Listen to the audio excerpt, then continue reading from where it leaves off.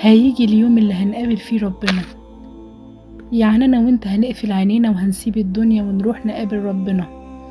مش هنروح لمقابلة شغل ولا هنتكلم قدام بشر، دي مقابلة بين العبد واللي خلقه من عدم. هيجي اليوم اللي هنقابله فيه من غير لا رطوش ولا فلاتر ولا أعذار.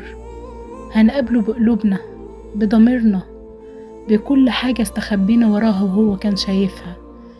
يا رب انت عارف ان قلبي كان تعبان بس كان بيحبك.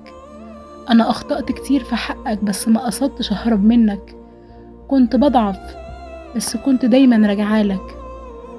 هقف قدامك يا رب مش لابسة ماركة ولا شايلة معايا شغل ولا شايلة سيرة حد، بس شايلة ذنوبي وشايلة املي في رحمتك. احنا بنستعد لكل حاجة، لبسنا، شغلنا، مناسباتنا، بس هل بنستعد للقائه؟ لقاء الله مش نهاية، ده بداية حياة حقيقية، راحة أبدية، أو ندم ما بينتهيش. كل يوم ما بننام ممكن ما نصحاش، كل يوم بنودع حد وما بنعرفش هو قابل ربنا ازاي. طب أنا مستعد جاهز أقوله يا رب أنا جايلك بقلب نضيف.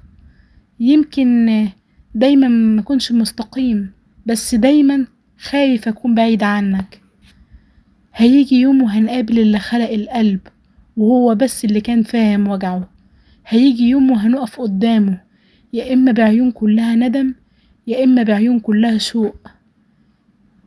فلو لسه عندك وقت صلح قلبك، طهر نيتك وامشي لله، عشان أجمل لحظة في الدنيا هتبقى أول لحظة تشوف فيها ربنا، وساعتها هتشوف ربنا وهو راضي عنك.